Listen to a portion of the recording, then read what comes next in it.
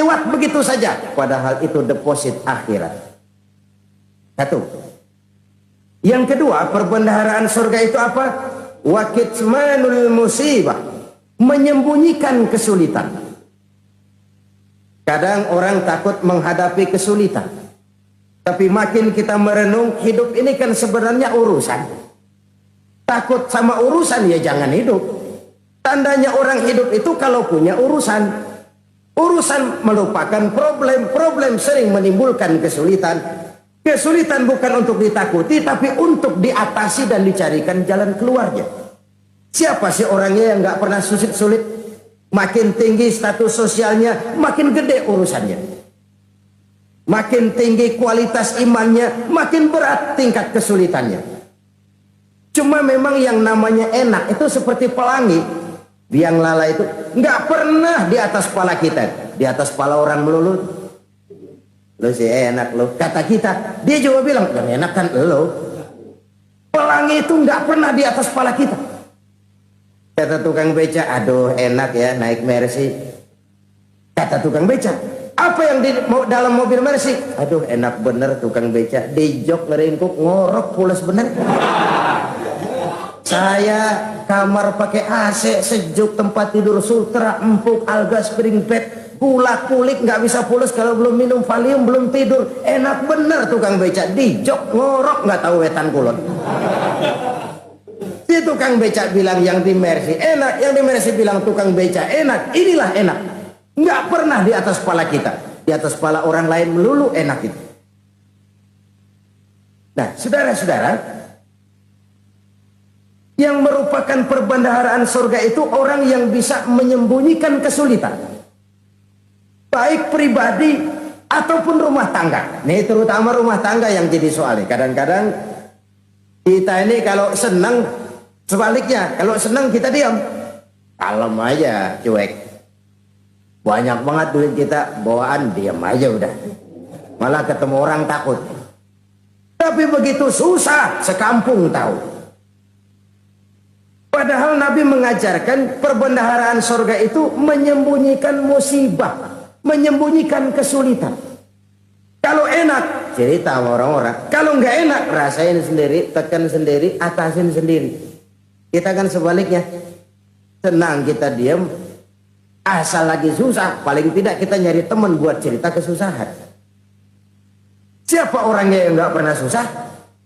Cuma soalnya bagaimana kita mengatasi kesusahan itu sendiri. Begitu juga misalnya kalau orang sudah berumah tangga, itu orang tuanya harus menjadi tempat dia cerita yang enak-enak saja. Yang nggak enak rasain berdua, selesaikan berdua, atasin berdua. Jangan dibalik. Asal senang diam, giliran susah aja. Maknya laporan. Terbalik. Bisa menjaga security informasi. Maka nama bayam keluar diam, malah seluitan. Enak amat lo makan daging ayam. Security informasi. Saudara-saudara kaum muslimin rahimakumullah. Ujian yang terberat itu yang pernah diberikan kepada para nabi, para rasul, para aulia, para ulama. Makin tinggi keimanan, makin berat bentuk kesulitan. Ayo saya kemukakan satu contoh saja. Ada seorang nabi yang kaya, nabi kaya, namanya Nabi Ayub. Iblis kalau orang begini kan keki, ibadahnya rajin, kaya. Nih yang kayak begini susah digodain. Kalau ibadahnya rajin, miskin, kali bisa disogok. Sini imannya mantap, ibadahnya rajin, kaya, nabi lagi. Oh, tapi namanya iblis nggak kurang akal. Laporan, Tuhan, kenapa les? Ya ini bahasa saya, bahasa Qurannya sih nggak gitu. Itu hambamu yang namanya Ayub, dia rajin ibadah cuma karena dikasih kaya aja. Coba kasih miskin dia, berhenti dia sembahyang. Ah kamu bisa aja. Saya tahu Ayub itu hambaku yang ikhlas. Saya buktiin Tuhan, silahkan. Dibuktiin lah, iblis turun ke alam ini. Yang mula-mula dia lakukan, dia rusak sawah ladang Nabi Ayub. Dia binasakan binatang ternak Nabi Ayub. Sehingga dalam waktu singkat, jatuhlah Nabi Ayub dari orang paling kaya jadi orang paling miskin. Beliau masih ibadah di mihrab dalam masjid. Datang iblis. Saudara Ayub, ya, lagi ngapain? Ibadah. Nyembah Allah, nyembah Allah. Oh, percuma. Kenapa? Tuhan yang ente sembah nih, dia udah bikin miskin ente. Sawah ladang ente hancur lebur, binatang ternak binasa. Sekarang ente jadi orang paling miskin. Ngapain nyembah Tuhan kayak begitu? Tekor. Udah berhenti dah ibadah, berhenti ibadah. Ini iblis sama Tuhan laporannya lain, yang dikerjakan kepada Nabi Ayub juga lain. Benar begitu iblis kata Nabi Ayub? Iya, sawah ladang saya habis, buras. Binatang ternak saya binasa, binasa. Saya miskin, bangpak. Apa jawab Nabi Ayub? Bukan innalillahi, ya, ini hebat. Alhamdulillahillazi a'tani wa akhza minni. Segala puji bagi Allah yang telah memberikan harta kepada saya dan sekarang mengambilnya lagi. Alhamdulillah. Allah yang ngasih, Allah yang ambil. Itu mah urusan Allah. Iblis cuman ibadah jalan terus, sujud lagi Nabi Ayub. Iblis seleher gondok banget. Dasar Nabi nggak mempan dia apa-apain. Miskin malah alhamdulillah. Allah yang ngasih, Allah yang ngambil. Jadi kalau kita tidak komit, kita tidak terikat kepada kaya, miskin, senang, susah, apa yang bisa bikin kita susah? Jadikan kekayaan, kemiskinan, jadikan senang, susah sebagai anak buah yang bisa kita atur.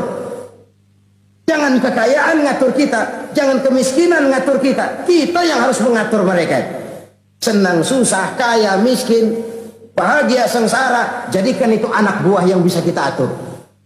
Kalau sekarang kita kaya, lain saat boleh jadi kita miskin, semiskin-miskinnya. Allah yang ngasih, Allah yang ngambil. Tenaga mana yang bisa menghalangi?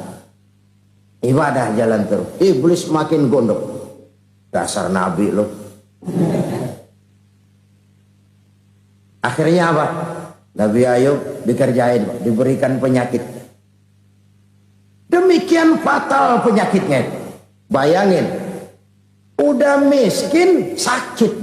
Masya Allah. Miskin sakit. Sakitnya nggak lama, kira-kira 16 tahun.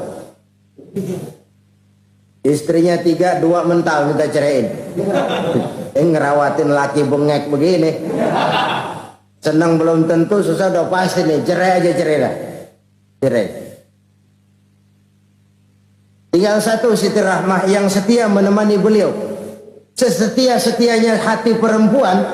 Satu saat Siti Rahmah bilang, "Bang, ya, abang kan Nabi, Bang. Lalu, namanya Nabi kan doanya jarang meleset, Bang. Maksud kamu minta kenapa sih sama Tuhan biar abang sembuh, baik dah, Bang?" Siti Rahmah, iya. Saya sakit berapa tahun sih dah? 16 tahun, Bang. Sebelum ini saya sehat berapa tahun? Ya kira-kira 60 tahun, Bang. Nah, coba ente banding-bandingin, Rahmah. Saya dikasih sehat 60 tahun, dikasih sakit 16 tahun. Sudah nggak sabar mau doa kepada Allah minta sembuh. Saya malu kepada Allah. Diuji dengan yang luar biasa seperti ini, tidak mengganggu stabilitas kehambaannya. Dia tetap menghamba kepada Allah Subhanahu wa ta'ala. Saudara-saudara kaum muslimin rahimakumullah. Kunci menghadapi kesulitan itu apa? Allah jelaskan dalam satu ayat, wa basyiris sabirin alladzina iza asabathum musibah qalu inna lillahi wa inna ilaihi raji'un. Gembirakan orang-orang yang sabar. Siapa mereka itu? Yang apabila mendapat musibah mereka kembali kepada keyakinan dasar. Segalanya dari Allah dan segalanya akan kembali kepada Allah. Ini konsepsi dasar dari sikap muslim dalam menghadapi berbagai kesulitan. Segalanya dari Allah, segalanya akan kembali kepada Allah. Kalau ini sudah kondisi dasarnya, maka kita akan lapang menghadapi kenyataan bagaimanapun pahitnya. Apakah itu namanya miskin? Apakah itu namanya sakit? Bahkan maut sekalipun, segalanya dari Allah, segalanya akan kembali kepada Allah. Ini sikap hidup, bukan sekedar ucapan. Kita kadang-kadang menjadikannya sebagai ucapan. Mulutnya sehingga berhenti, innalillahi wa inna ilaihi rajiun, tapi nangisnya terus gerung-gerungan. Bukan itu, ini kesadaran moral. Kalau segalanya dari Allah, segalanya kembali kepada Allah, kan sebenarnya cuma nunggu giliran. Hari ini saya nyembayangin dia, entah hari apa saya disembayangin orang. Hari ini saya antar dia ke kubur, entah hari apa orang nganterin saya ke kubur. Hari ini saya tahlilkan dia, entah nanti kapan orang tahlilkan saya. Segalanya dari Allah, segalanya akan kembali juga kepada Allah. Oleh sebab itu saudara-saudara, kesulitan bukan untuk ditakuti. Kesulitan justru untuk diatasi, dicarikan jalan keluarnya. Dan tidak ada orang yang tidak pernah mendapat kesulitan. Tidak ada. Semakin tinggi status sosial, semakin tinggi kualitas keimanan, semakin besar juga tingkat kesulitan. Hanya saja bagaimana cara kita mengatasinya. Dan Al-Quran menyatakan, inna ma'al usri yusra. Di balik kesulitan itu pasti ada kemudahan. Roda itu berputar. Karena itu Rasulullah Sallallahu Alaihi Wasallam mengingatkan kepada kita, ta'arraf ilallahi firraha ya'rifka fisyiddah. Ingatlah kepada Allah di waktu kamu senang, supaya Allah ingat kepada kamu di waktu kamu susah. Kalau waktu senang kita ingat kepada Allah, kita susah, Allah tidak akan meninggalkan kita. Tapi kalau waktu senang kita jauh dari Allah, sujud tidak sempat, dengan masjid jauh, ketika senang kita lupakan Allah. Nanti begitu kita susah, Allah lupakan kita. Dan itu menyakitkan. Oleh karena itu orang-orang tua kita dulu bilang, kalau lagi sehat ingat-ingat lu bakal sakit nanti. Kalau lagi kaya ingat-ingat satu saat kita bakal jatuh miskin. Bahkan kalau lagi muda ingat-ingat kita bakal tua. Dan yang terpenting, kalau lagi hidup ingat-ingat kita bakal mati. Saudara-saudara kaum muslimin rahimakumullah. Jadi yang kedua yang merupakan perbendaharaan surga, menyembunyikan musibah. Saudara-saudara kaum muslimin rahimakumullah. Hal ketiga yang merupakan perbendaharaan surga adalah wasilatur rahmi. Orang yang suka bersilaturahmi. Sebagaimana yang kita maklum bahwa manusia adalah makhluk yang disebut zon politika. Makhluk sosial yang tidak mungkin hidup sendiri-sendiri. Betapa dan siapapun kita memerlukan orang lain. Bodoh betul manusia kalau tinggal di tengah masyarakat tapi tidak mau bermasyarakat. Merasa hebat sendiri, pinter sendiri, gagah sendiri, kaya sendiri. Mungkin kalau mati juga ngubur sendiri. Jangankan kita di sini, di sorga saja Nabi Adam waktu sendirian bengong melulu, mondar mandir. Allah tegur Adam, sepi Adam. Ya ini kalau bahasa saya. Iya Tuhan, sepi ini nggak ada coret-corekan pisan ini. Diciptakan Siti Hawa baru anteng Nabi Adam. Itu di sorga. Cobalah. Umpamanya saudara tinggal di Jakarta nih. Kayak bener. Apaan aja di Jakarta punya saudara deh. Jembatan Semanggi ambil. Monas buntel bawa pulang. Hotel-hotel ambil semua. Cuman tinggal di Jakarta sendirian, apa enaknya? Betapa dan siapapun kita perlu orang lain. Tidak ada seorang pun yang bisa memenuhi kebutuhan hidupnya secara sendiri-sendiri. Nah, Islam telah menyelamatkan manusia dari ras diskriminasi, mengikat manusia dengan persaudaraan yang berlandaskan kepada akidah. Karena itu dianjurkan bersilaturahmi. Bahkan Nabi menyatakan, man arada ayyubsata lahu fi rizqihi wa yunsa'a fi atharihi falyasil rahimah. Siapa yang kepengen diluaskan rezekinya dan dipanjangkan usianya, banyaklah ia bersilaturahmi. Siapa yang kepengen dimudahkan rezekinya, hendaknya ia banyak bersilaturahmi. Kalau banyak teman, kesulitan kan paling tidak ada tempat cerita. Udah susah, sendirian kita pikirin diri, nggak ada tempat tukar pikiran. Cepet banget sama bengek. Dilawan sendiri. Nah, secara makro kita bisa berkata, tidak mungkin ada kemenangan kalau tidak ada kekuatan. Tidak ada kekuatan kalau tidak ada kesatuan dan persatuan. Tidak mungkin ada kesatuan dan persatuan tanpa semangat silaturahmi. Kalau umat Islam mau menang, dia harus kuat. Kalau umat Islam mau kuat, dia harus bersatu. Kalau umat Islam mau bersatu, dia harus membudayakan silaturahmi ini. Bahkan sampai-sampai kata Nabi, kalau bisa cari nilai tambah. Apa? Silman koto'ak. Bersilaturahmilah kau kepada orang yang marah denganmu. Masya Allah, indahnya ajaran agama kita. Orang yang marah pun kepada kita, kata Nabi, kalau bisa bersilaturahmilah kepadanya, kepada orang yang marah itu. Di situ nilai tambah. Cuman jujur nih hadis, ngucapinnya gampang, ngamalinnya yang berat banget. Orang marah sama kita, kita disuruh silaturahmi. Ada apa malu? Lu marah, ada gua marahan lagi. Gue pikirin. Saudara-saudara kaum muslimin rahimakumullah. Tapi ini yang diajarkan, bahkan ini yang dicontohkan oleh baginda Rasul. Bagaimana begitu mudah, misalnya satu saat Abu Jahal ini ngatur strategi bagaimana bikin Muhammad celaka. Dia gali lubang di depan tempat tidurnya. Dia tutupin daun korma. Terus dia panggil seseorang, ke sini. Kasih tahu Muhammad, pamannya sakit keras, minta ditengokin. Berangkat orang ini ke sana. Muhammad, labbaik. Pamanmu sakit keras, dia minta ditengokin. Baik, saya akan datang menjenguk beliau. Berangkatlah Nabi ke rumah Abu Jahal tanpa prasangka apapun. Abu Jahal udah pasang stil, selimut 3 rangkap setengah dipakai. Persis kayak orang meriang. Tapi sembari ngintip dari balik selimut, begitu Muhammad buka pintu, nah, masuk perangkap nih. Muhammad jalan menuju tempat pembaringan. Makin lama makin dekat, makin lama makin dekat. Makin dekat ke lubang yang dipasang oleh Abu Jahal itu. Dalam hati Abu Jahal, terus dah jatuh, mampus dah lo ini. Mampus lo hari ini. Apa yang terjadi? Malaikat Jibril datang. Muhammad, pamanmu cuma pura-pura sakit. Di depan tempat tidurnya ada lubang perangkap supaya kamu jatuh ke situ. Sudah, kamu pulang. Balik kanan Nabi. Sudah hampir jatuh ke lubang, balik kanan, pulang. Bayangin kecewanya Abu Jahal. Muhammad dikit lagi, Muhammad dikit lagi.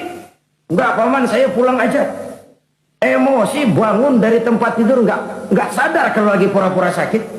Lompat ngejar Nabi, dia lupa dengan lubang yang dia gali. Serak, nyemplung sendiri ke dalam lubang.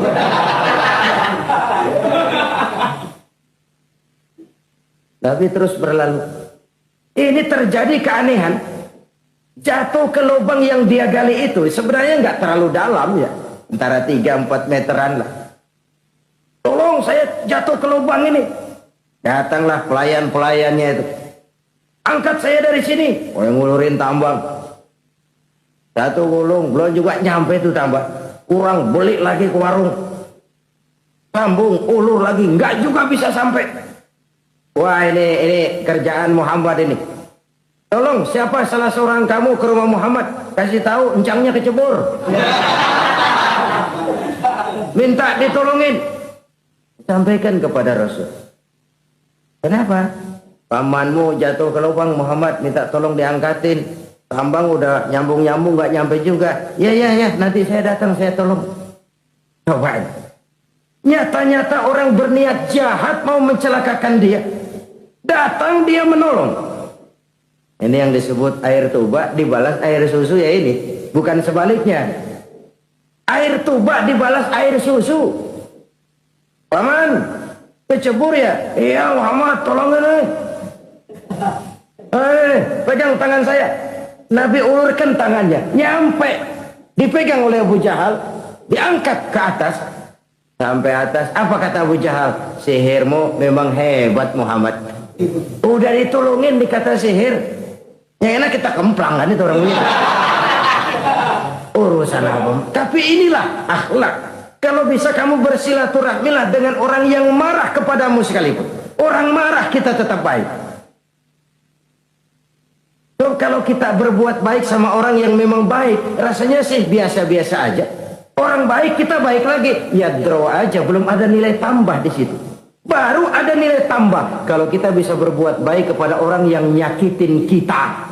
Itu namanya kita setingkat di atas dia. Dia sakitin kita, kita berbuat baik sama dia. Dia pelit sama kita, kita baik sama dia. Dia marahin kita, kita deketin dia. Di situ kita punya nilai tambah. Jadi siapa yang ingin diluaskan rezekinya, kata Nabi, dan dipanjangkan umurnya, hendaklah ia banyak-banyak bersilaturahmi. Sederhana sebenarnya silaturahmi, tapi silaturahmi membangkitkan semangat kesatuan dan persatuan. Kesatuan dan persatuan melahirkan kekuatan.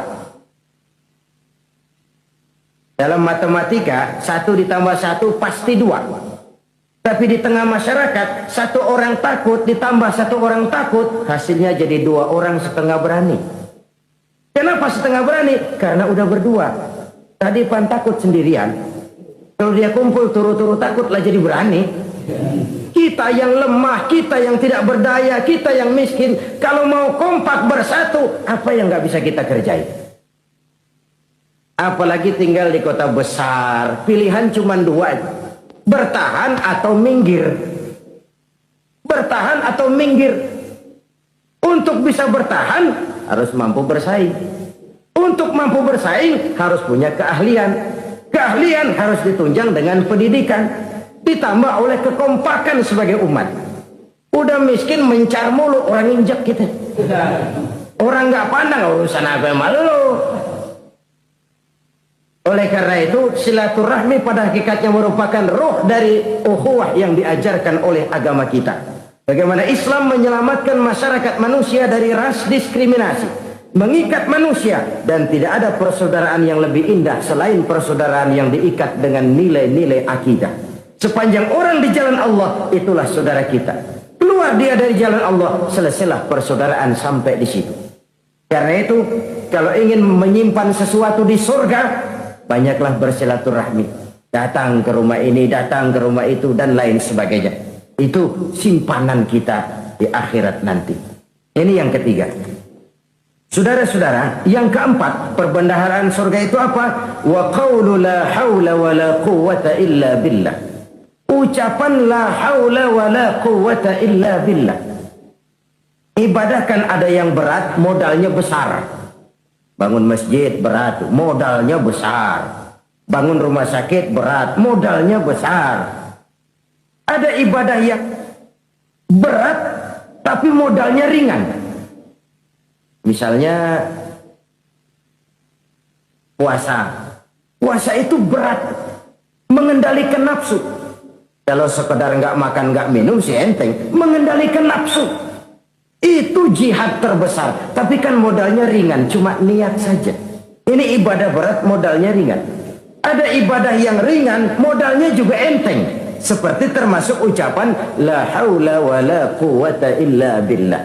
Tanpa sadar, la haula wa la quwwata illa billah. Nyelengin tuh di surga. Nyelengin, kita nggak terasa. Nyelengin simpenan akhirat. La haula wa la quwwata illa billah. Nyimpan lagi. Kaget, la haula wa la quwwata illa billah. Nyimpan lagi. Banyak simpenan. Walaupun sebenarnya yang dimaksud di sini adalah kesadaran batin. Bahwa tidak ada daya dan kekuatan kecuali Allah. Itu intinya. Kita memulai pekerjaan disunahkan baca bismillah. Kan begitu. Apa itu? Kesadaran moral. Bahwa ini saya bisa kerjakan. Saya kerjakan ini dengan menyebut nama Allah. Kenapa? Kalau Allah tidak memberikan daya dan kekuatan, mana mampu saya kerjakan ini. Maka saya kerjakan ini dengan menyebut nama Allah. Bismillah. Kesadaran moral. Manusia hanya wajib berusaha, tapi nggak pernah wajib berhasil. Banyak hal-hal yang kalau kita renungkan secara rasio nggak mungkin. Tapi jadi kenyataan, la haula wala quwata illa billah. Tidak ada daya dan kekuatan kecuali bagi Allah semata-mata. Kesadaran moral akan kelemahan dan keterbatasan makhluk bernama manusia. Kadang kita kagum dengan otak, tapi kita sering lupa sama yang bikin otak. Padahal bagaimanapun hebatnya otak, yang bikin otak pasti lebih hebat dari otak. Nggak percaya, silahkan otak-otakan. Inilah kecenderungan. Kita kagum dengan pesawat-pesawat mutakhir, bukan main, besi gede banget terbang itu. Alangkah hebatnya. Lalu apa yang bikin otak tidak lebih hebat dari itu semua? Kita puji laut. Apa yang bikin laut tidak lebih hebat dari laut itu? La haula wala quwata illa billah. Tidak ada daya dan kekuatan kecuali Allah. Apa yang bisa kita lakukan kalau tidak karena daya dan kemampuan yang diberikan oleh Allah kepada kita? Lahirlah sikap tawadu, rendah hati, tidak melonjak menjadi angkuh dan sombong, sadar akan kelemahan dan keterbatasan diri. Sebagai makhluk yang diciptakan oleh Allah Subhanahu wa ta'ala. Jadi satu sisi ini ucapan yang berpahala, la haula, jadi wiridan. Pada sisi lain ini kesadaran moral, sikap mental, kesadaran batin, bahwa yang punya daya dan kekuatan itu cuma Allah. Kita nggak pantas untuk sombong, sebab sombong itu pakaiannya Allah. Kita nggak sedang pakai pakaian Allah, kegedean. Dan makin kita renungi, makin terbentur. Apa sih yang bisa kita sombongin? Kita mau sombong apa? Kaya, pintar, itu kan semua relatif. Di atas langit masih ada langit lagi. Jadi oleh karenanya, marilah kita menyadari, manusia hanya wajib berusaha, tapi tidak pernah wajib berhasil. Yang berusaha saja tidak wajib berhasil, apalagi yang tidak berusaha. Islam bukan agama orang pemalas yang selesai sholat lalu endelohom, nggelenggem ayem-ayem. Tapi Islam bukan agama orang sombong yang setelah berusaha lalu tidak memerlukan Allah. Kita bisa saja bikin proyeksi, tahun sekian kita bakal panen besar menurut perhitungan otak. Tapi ada kejadian lain. Apa? Tikus ngambek. Habis itu dimakanin tikus, panen gagal. Proyeksi rasional gagal oleh tikus-tikus yang ngambek itu. Bisa saja terjadi. Tahun depan kita panen besar, urung. Kenapa? Musim panas panjang. Dan sekarang ini koran-koran bikin berita musim mengalami penyelewengan. Bukan cuma manusia yang nyeleweng sekarang. Musim pakai nyeleweng. Mestinya kan musim hujan udah selesai, masih hujan-hujan juga. Musim. Nah sekarang kita boleh bikin proyeksi, kita bakal panen besar. Tahu-tahu musim panas panjang, sawah retak, air kering. Cari teknokrat yang paling botak, suruh pendekin tuh musim panas. La haula wala quwata illa billah. Inilah kesadaran moral. Saudara, saya teringat satu saat ada seorang konglomerat. Umurnya ya kira-kira 70-an. Satu saat dia ditanya oleh wartawan, "Pak, umur Bapak berapa sih?"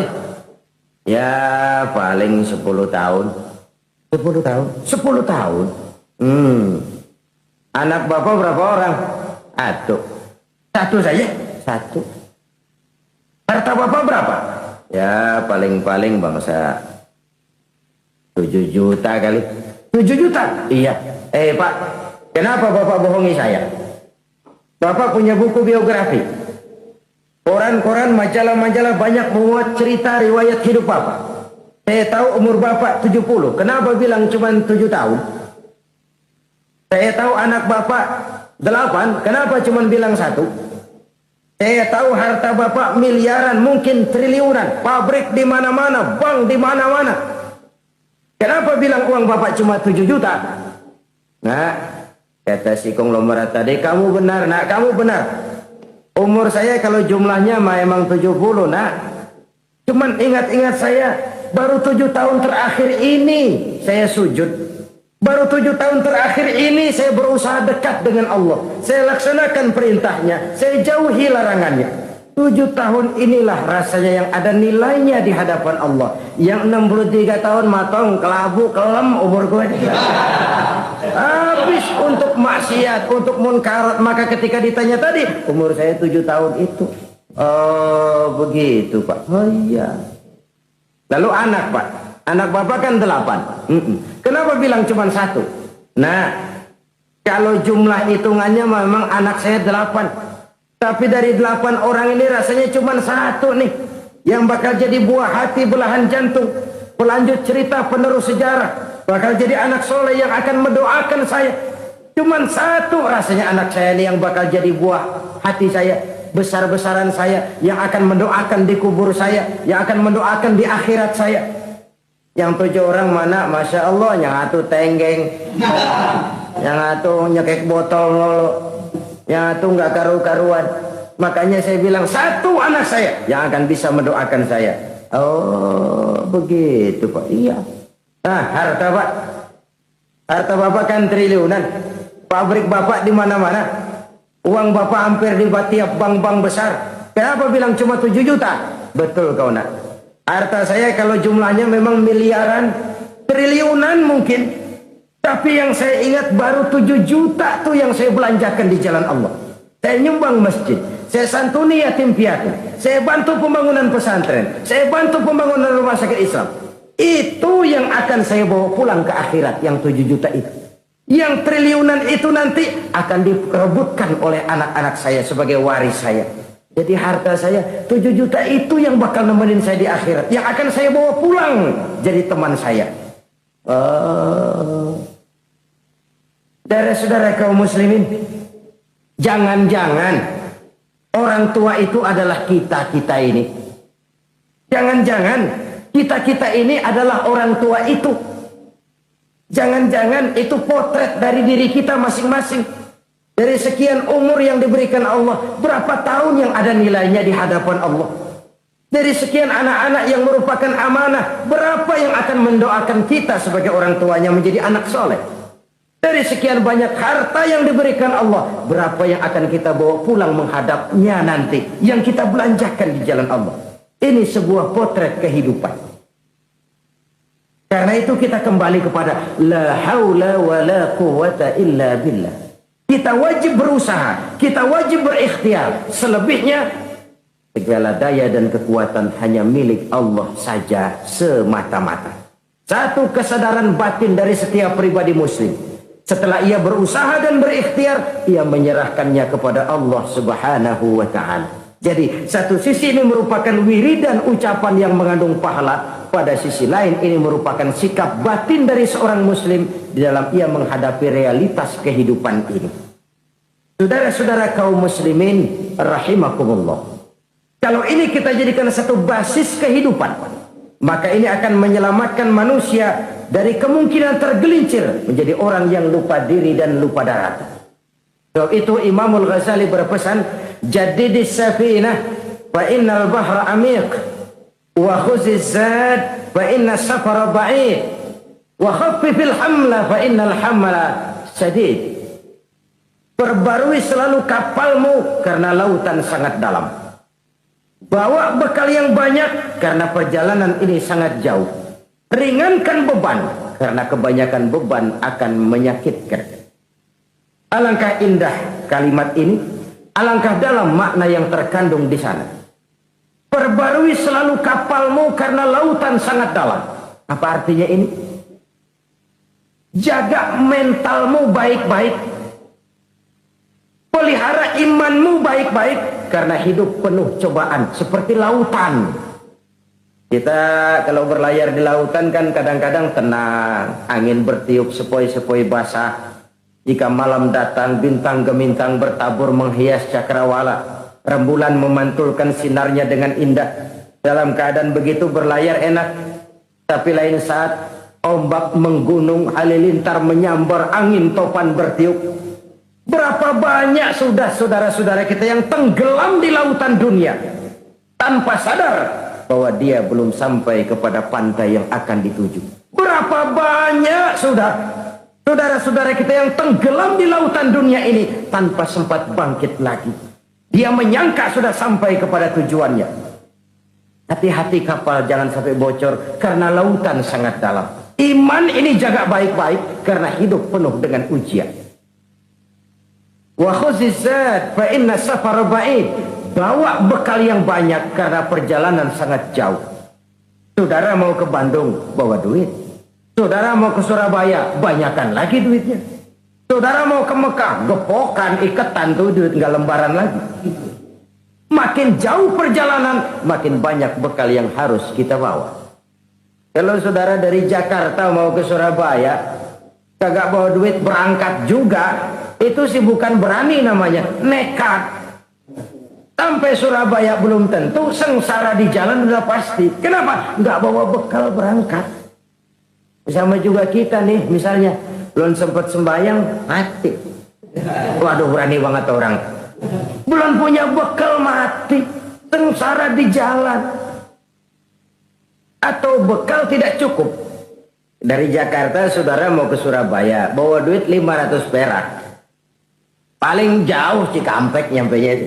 Paling jauh itu. Antara jauhnya perjalanan dengan bekal yang saudara bawa tidak seimbang. Hidup ini perjalanan panjang. A walking tour. Dimulai dari alam arwah. Sebelum jasad diciptakan, roh diciptakan lebih dulu. Dari situ pindah ke alam rahim. Dari alam rahim pindah ke alam dunia. Dari alam dunia pindah ke alam barzakh. Baru menuju akhirat. Satu perjalanan panjang. Kalau bekal tidak bawa, sengsara di jalan. Bawa bekal yang banyak karena perjalanan ini sangat jauh. Wa khaffifil hamla, ringankan beban karena beban itu cuma akan menyulitkan. Kalau bekal itu sih keperluan, tapi beban nggak kita perluin, cuma ngeberat-beratin. Apa ini beban? Dosa, kecurangan, kebatilan, kesoliman, ketidakadilan, kesewenang-wenangan. Itu akan jadi beban kita di akhirat. Alangkah celakanya, perjalanan panjang, bekal tidak bawa, beban kelewat banyak, alamat sengsara di jalan. Pahala tidak ada, dosa berlipat ganda. Na'udzubillah, summa na'udzubillah. Kalau kita rangkum nasihat Al-Ghazali dengan kisah si konglomerat tadi, kita akan mengambil kesimpulan. Pertama, bekal terbaik dalam menghadapi gejolak kehidupan ini tidak lain adalah iman. Yang kedua, pahala dan dosa. Dua hal kontroversial. Pahala adalah bekal, dosa adalah beban. Tapi kita sekarang kan tidak begitu terangsang kepada yang abstrak. Orang berlomba mencari yang konkret-konkret saja. Yang real. Kalau memang dosa, benjol dong. Kira-kira begitu. Kira-kira begitu. Persis orang Yahudi dulu. Orang Yahudi itu kan pernah minta kepada Nabi Musa. Ya Musa, lan nu'mina laka hatta narallaha jahrah. Musa, kami nggak bakal mau beriman kepada Allah kalau belum kami lihat Allah ada nongkrong di depan kami. Kalau memang Tuhan ada, taruh dong di depan kami. Mau yang konkret-konkret saja. Kalau memang dosa, benjol dong. Kalau memang pahala, berasa dong. Orang terangsang kepada yang real, yang konkret-konkret saja. Karena itu, untuk mengejar dosa, orang mau bayar. Tapi untuk mengejar pahala, walaupun tidak bayar, orang segan. Ini yang dikatakan oleh Nabi, kamu mengharapkan ke surga, tapi kamu berat melaksanakan sesuatu yang bisa membawa kamu ke surga. Kamu ingin jauh dari neraka, tapi tiap saat kamu lakukan perbuatan-perbuatan yang justru menjerumuskan kamu ke neraka. Idda'aitum an-najata minan nar wa ramaitum fiha anfusakum. Kamu ingin selamat dari neraka, tapi kamu lemparkan diri kamu ke neraka. Kamu ingin masuk surga, tapi berat sekali kamu melakukan perbuatan-perbuatan yang bisa menyampaikan kamu di surga. Saudara-saudara kaum muslimin rahimakumullah. Jadi hal keempat yang merupakan perbendaharaan surga adalah la haula wa la quwata illa billah. Satu sisi ini merupakan ucapan yang memperberat timbangan akhirat. Pada sisi lain ini merupakan sikap hidup seorang muslim, kesadaran batin yang sangat dalam bahwa tidak ada daya dan kekuatan kecuali Allah. Dan itu kita simbolkan pada saat memulai pekerjaan dengan Bismillah, dengan menyebut nama Allah. Satu kesadaran moral, saya hanya bisa melakukan ini karena diberikan daya dan kekuatan oleh Allah. Lahirlah sikap tawadu, rendah hati, tidak melonjak menjadi angkuh dan sombong. Saudara-saudara, sampai sini dulu jumpa kita kali ini. Semoga 4 perbendaharaan sorga ini dapat kita lakukan, yang kelak akan merupakan bekal kita di kemudian hari nanti. Amin ya rabbal alamin. Bapak-bapak, ibu-ibu, saudara-saudara kaum muslimin rahimakumullah. Di dalam kehidupan kita sebagai seorang muslim, minimal 5 kali dalam sehari semalam kita mendengar seruan untuk mendirikan solat yang disebut azan. Ada kalimat menarik di dalam kalimat azan itu, yakni seruan hayya 'alal falah, marilah menuju kepada keberuntungan, marilah meraih kemenangan. Seruan ini adalah kecenderungan dari setiap manusia, apapun warna kulitnya. Artinya, setiap orang dalam hidup selalu ingin meraih dan mencari kemenangan. Kemenangan akan melahirkan kepuasan batin, dan kepuasan batin memberikan kebahagiaan. Sedangkan kekalahan melahirkan penderitaan batin, dan penderitaan batin menjerumuskan seseorang di dalam berbagai bentuk kerugian. Jikalau inilah seruan azan, maka masalahnya ialah apa yang menyebabkan kita meraih kemenangan. Al-Quranul Karim memberikan tuntunan dan ajaran kepada kita bahwa orang-orang yang memperoleh kemenangan itu tidak lain adalah orang-orang yang bertakwa. Hanyalah mereka yang bertakwa kepada Allah Subhanahu wa ta'ala pada akhirnya akan tampil sebagai pemenang. Lalu siapa orang yang bertakwa itu? Dijelaskan dalam awal-awal Al-Baqarah, orang yang bertakwa yang akan meraih kemenangan. Pertama, allazina yu'minuna bil ghaib, yaitu orang-orang yang beriman kepada yang gaib. Percaya bahwa ada alam yang gaib, alam yang abstrak, alam yang tidak bisa dijangkau oleh salah satu daripada panca indera kita. Mereka percaya dan beriman kepada adanya malaikat, beriman kepada adanya iblis dan jin, beriman kepada adanya alam kubur, beriman kepada adanya alam mahsyar, beriman kepada adanya alam akhirat, beriman kepada adanya sorga dan neraka. Beriman bukan cuma sekedar beriman dalam ucapan bibir saja, tetapi beriman yang nilai iman itu mampu mewarnai gerak dan gaya hidupnya. Iman yang meresap sampai ke tulang sumsum, kemudian memberikan dampak positif di dalam kehidupan manusia. Alam, kita tahu, adalah sesuatu yang selain Allah, dan Allah bukanlah alam. Apapun namanya selain daripada Allah, itu adalah alam. Alam pada hakikatnya terbagi menjadi 2. Ada alam syahadah, alam nyata, alam konkret, alam yang bisa dijangkau oleh salah satu indera kita. Kemudian ada alam ghaib, alam yang tidak bisa dijangkau oleh panca indera kita, alam metafisika, alam abstrak, alam yang wajib kita imani keberadaannya. Kita percaya bahwa malaikat itu ada, kita percaya kepada jin, bahwa jin itu ada, kita percaya kepada adanya iblis dan setan. Bukan percaya kepada iblis dan setannya, percaya bahwa iblis dan setan itu ada. Itu termasuk salah satu daripada sifat orang yang bertakwa kepada Allah. Saudara-saudara kaum muslimin rahimakumullah, kecenderungan pembangunan yang lebih bersifat materialistis biasanya menggeser aspek kehidupan rohani. Orang berpikir empiri, dan dalam pola pikir yang demikian maka alam gaib tidak lagi mendapat perhatian.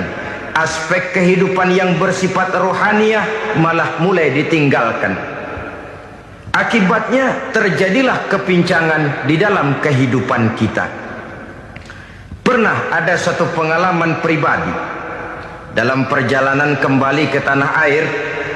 Dalam pesawat di sebelah kanan saya duduklah seorang Jerman namanya Heiner Simonsen. Iseng saya ajak kenalan, saya ajak ngobrol, saya tanya dia. Saya bilang, Mas Heiner ini, kalau pesawat yang kita tumpangi ini jatuh ke bawah, kira-kira apa yang bakal terjadi, Mas? Dia bilang, kita semua akan mati. Begitu? Iya. Oke. Apa itu mati? Tanya saya. Dia bilang, untuk tahu apa itu mati, kita harus tahu lebih dahulu apa itu hidup. Saya pikir nih bule bisa ngomong juga. Baiklah kata saya. Apa hidup menurut Anda itu? Oh, hidup itu dia bilang, kalau seluruh anggota badan kita bekerja secara normal, paru-paru memompa darah secara normal, jantung berdetak secara normal, sel-sel tubuh bekerja secara fit, dan organisme tubuh hanya mau bekerja secara normal, dia bilang, kalau kita memberi makan yang cukup, menu yang teratur, dan gizi yang lengkap. Saya bilang, kesimpulannya apa, Ner? Dia jawab, hidup adalah dari tangan ke mulut. Life is from the hand to the mouth, kata dia. Hidup adalah dari tangan ke mulut. Jadi masalah hidup tidak lebih daripada masalah isi perut. Orang pergi pagi, pulang sore, peras keringat, banting tulang, perut yang dibelain. Saya bilang, you are wrong. Sampean salah, Ner. Kamu orang Islam bukan? Bukan. Pantas. Kenapa saya salah? Dia bilang, ya jelas salah. Salahnya di mana? Kamu ini manusia. Kalau hidup cuma dari tangan ke mulut, saya bilang, kambing di kampung saya juga begitu pikirannya, Ner. Itu kambing di kampung saya, asal perutnya kenyang, sudah hidup dia. Perkara besok bagaimana, lusa prospeknya macam mana, bulan depan ada apa, kambing nggak pernah mikir. Di kampung saya kambing juga pikirannya begitu. Kamu Kristen ya? Tadinya. Loh kok tadinya, lalu apa sekarang kamu ini? Dia bilang, sekarang saya netral. Saya tidak beragama, tapi saya percaya kepada Tuhan sebagai pencipta alam. Saya ingat benar dia bilang, I haven't any religious, but I believe to God as the creator of the world. Kenapa bisa netral begitu, Ner? Habis saya bingung katanya. Islam bilang Islam baik, Kristen bilang Kristen baik, Hindu Buddha bilang Hindu Buddha baik, semua agama baik. Saya netral sekalian, nggak beragama. Yang penting saya percaya kepada Tuhan. Saya bilang, Ner, kamu ini kayak orang mau beli celana, lalu bingung. Yang satu bilang Levi's bagus, yang satu bilang Blue Jean hebat, yang satu bilang Wool England hebat. Celana ini hebat, celana itu bagus, celana ini hebat. Semua celana bagus, kamu bingung. Akhirnya netral, tidak pakai celana. Itu juga salah. Saya pikir-pikir, kemudian saya melihat bahwa dua pola berpikir Heiner ini nampaknya sudah mulai menggejala di lingkungan masyarakat bangsa kita. Disadari atau tidak, secara jujur kita harus berkata, dua pola pemikiran Heiner ini mulai berkembang di tengah masyarakat bangsa kita. Pertama, pola pikir materialisme. Hidup adalah dari tangan ke mulut. Masalah hidup tidak lebih masalah isi perut. Itu yang perlu dibela, dan disitulah arti kehidupan. Pergi pagi pulang sore, peras keringat banting tulang untuk mempertahankan perut. Kalau sudah kemari cara orang berpikir, maka buat apa percaya kepada yang gaib? Untuk apa sholat? Untuk apa puasa? Untuk apa zakat? Untuk apa menghadiri majelis taklim? Tanpa kepercayaan kepada yang gaib, hidup berjalan menurut alur empiris dan materialis. Kalau sudah ke sana cara orang berpikir, biasanya orang lalu cenderung menghalalkan segala cara. Hanyalah orang yang percaya bahwa akhirat ada. Hanyalah orang yang percaya bahwa alam kubur itu ada. Hanyalah orang yang percaya bahwa malaikat itu ada, hidupnya akan lebih terarah dan terkendali. Karena kepercayaan kepada yang gaib, yang merupakan fase daripada kehidupan setelah hidup yang sekarang ini, mewarnai gerak pribadi seseorang di dalam dia melakukan kegiatan hidupnya. Pola berpikir materialisme, disadari atau tidak, mulai menggejala di lingkungan masyarakat bangsa kita. Hidup tidak lebih dari urusan tangan ke mulut, mulut ke tangan, tangan ke mulut. Asal perut sudah kenyang, hiduplah sudah. Perkara bagaimana prospek hari yang akan datang, bagaimana akhirat, tidak jadi persoalan. Ini yang oleh Nabi diperingatkan, ad-dunya sijnul mu'min wa jannatul kafir. Dunia adalah penjara bagi orang beriman dan surga bagi orang kafir. Dulu di zaman Belanda hadis ini pernah disalah tafsirkan, disalah artikan, digunakan sebagai senjata untuk mengkebiri dan membuat impoten umat Islam. Sudahlah umat Islam gak usah macam-macam, kata Belanda. Dunia ini kan penjara buat orang Islam, surga buat orang kafir. Di penjara jangan bertingkah.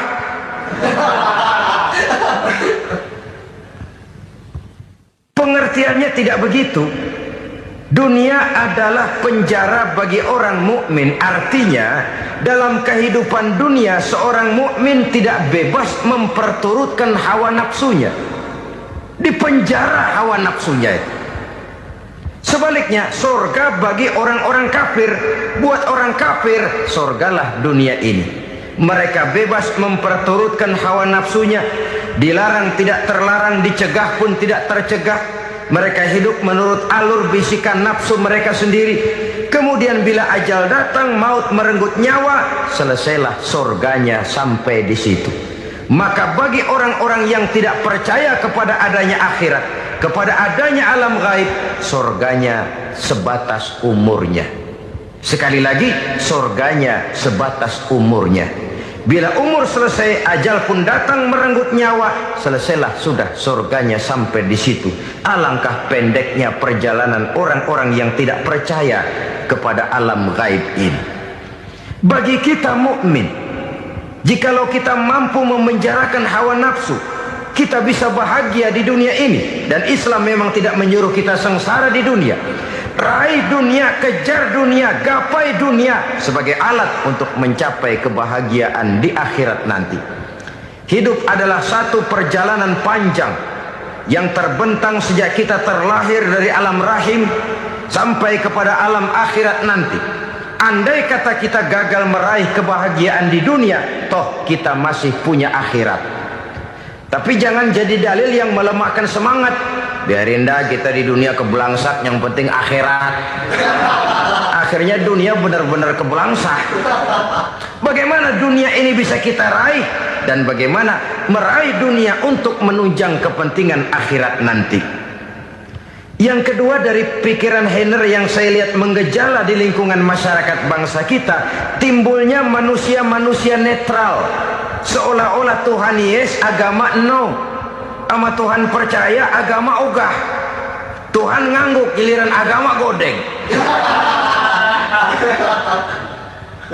Padahal hampir dalam setiap ayat dalam Quran, kata-kata amanu biasanya bergandeng dengan wa amilus sholihat. Iman dan amal soleh. Ini sebagai isyarat Tuhan dan agama jangan pernah dipisah-pisah. Apabila kita bertuhan, maka kita harus beragama.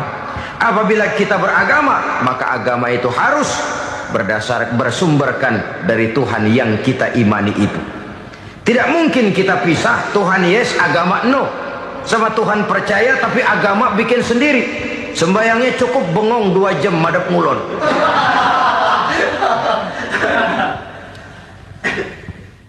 Saudara-saudara kaum muslimin rahimakumullah.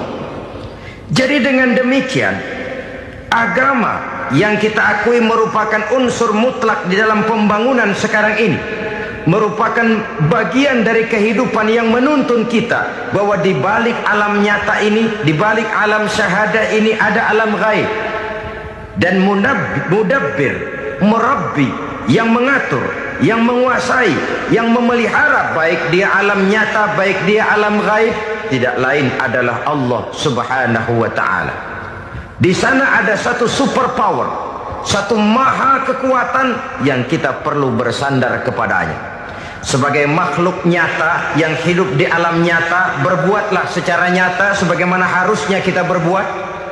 Karena Islam jelas bukan agamanya orang pemalas. Islam jelas bukan agamanya orang yang mengajarkan setelah selesai sholat boleh duduk, nggelenggem ayam-ayam, ndelohom, menghitung bintang di langit sambil menunggu keajaiban. Tidak. Islam adalah agama yang mengajarkan apabila sholat sudah selesai kamu kerjakan, bertebaranlah di permukaan bumi, cari karunia Tuhanmu. Jangan hidup berpangku tangan menunggu keajaiban, karena hidup bukan undian. Jangan berharap untung besar tanpa mau peras keringat. Tapi di sebalik itu toh kita juga harus yakin bahwa di sisi usaha nyata yang kita lakukan ada satu super power, satu maha kekuatan gaib yang menentukan berhasil dan tidaknya usaha kita. Kepercayaan kepada hal semacam inilah yang mendorong kita untuk mempunyai sandaran vertikal, agar jikalau usaha ini berhasil kita tidak lupa diri dan lupa daratan. Jikalau usaha ini gagal kita tidak putus asa dan buruk sangka, tidak cupik pandangan dan sempit hati, tapi mampu melihat persoalan dengan kacamata putih sambil husnuzon kepada Allah Subhanahu wa ta'ala. Kita percaya malaikat itu ada. Ada yang namanya raqib dan atid, mengawasi gerak hidup kita sampai kepada gerak hati kita. Ini memberikan sugesti agar kita berhati-hati. Tidak sejengkal tanah pun kita bisa berlindung dari pengawasan raqib dan atid.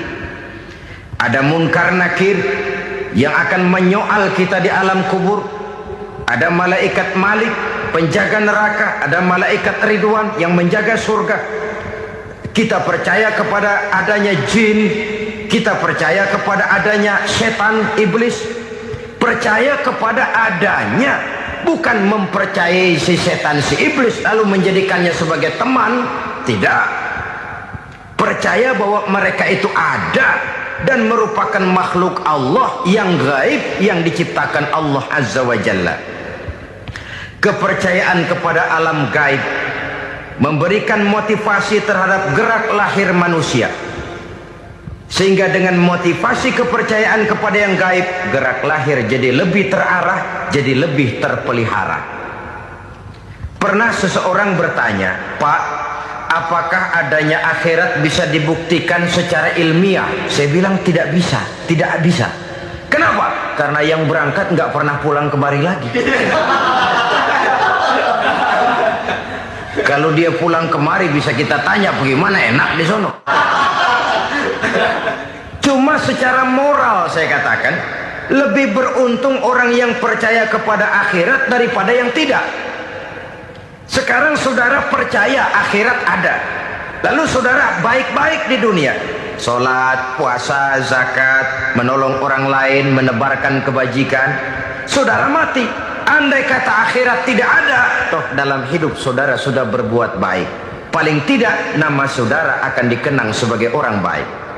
Sebaliknya, saudara percaya, kata saya, bahwa akhirat tidak ada, lalu hidup semau-maunya, tenggelam dalam maksiat dan munkarat, menentang Allah, tidak mau ruku dan sujud. Lalu saudara mati, kemudian akhirat ada, ayo mau apa? Bekal tidak punya. Jadi secara moral lebih beruntung orang yang percaya kepada adanya akhirat daripada yang tidak percaya. Dan itu alam gaib yang tidak bisa dibuktikan secara eksat. Jangankan untuk membuktikan seperti itu, dalam kehidupan sehari-hari saja yang kita rasakan tidak selalu berbentuk toh. Angin, bagaimana sih bentuknya angin? Kita tidak tahu. Merah, buktinya kalau dikerok merah. Yang merah itu kulit, yang kulit kita bukan anginnya. Sakit, rasa sakit itu ada, tapi bagaimana bentuk sakit kita nggak pernah tahu. Kalau kita makan cabai pedas, bagaimana bentuk pedas itu tidak ada, tapi rasa ada. Bentuk pedas hijau, cabainya bukan pedasnya. Tidak semua yang kita rasakan bisa kita gambarkan dalam bentuk yang konkret.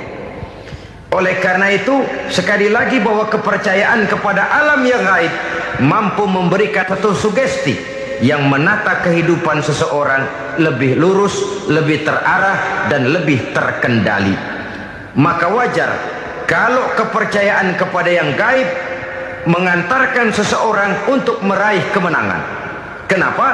Dia percaya kepada yang gaib, bahwa akhirat ada, bahwa alam kubur ada, bahwa pertanggungan jawab itu ada. Maka dia lalu tidak hidup saenae udele dewe gitu loh. Tidak hidup menurut seleranya sendiri, terarah, teratur. Ini cirinya yang pertama. Orang bertakwa yang akan meraih kemenangan, mereka beriman, mereka percaya kepada yang gaib.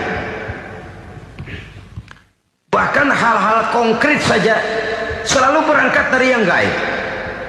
Saudara-saudara, para remaja, para pemuda sekarang ini tidak pernah tahu toh siapa yang akan jadi teman hidup saudara.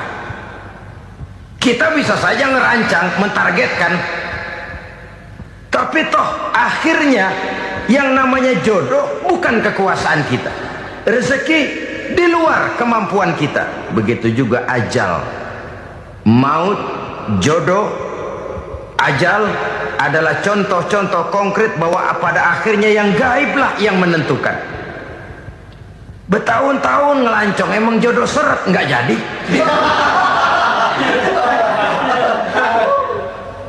Begitu kenal baru setengah malam nginep ditangkap hansip kan. Hal-hal semacam itu kadang-kadang kita berpikir suuzon, gile, perempuannya cakep banget, lakinya rebek amat.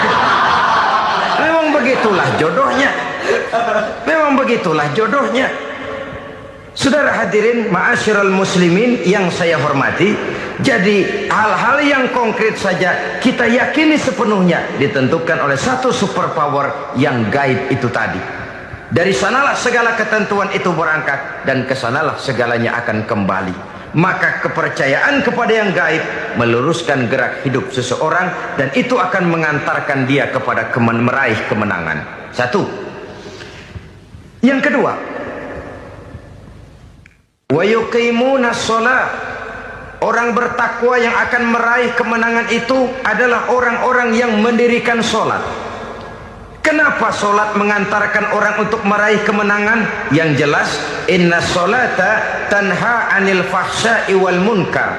Sholat mampu mencegah manusia dari perbuatan keji dan munkar. Banyak filsafat hidup yang terkandung di dalam sholat ini.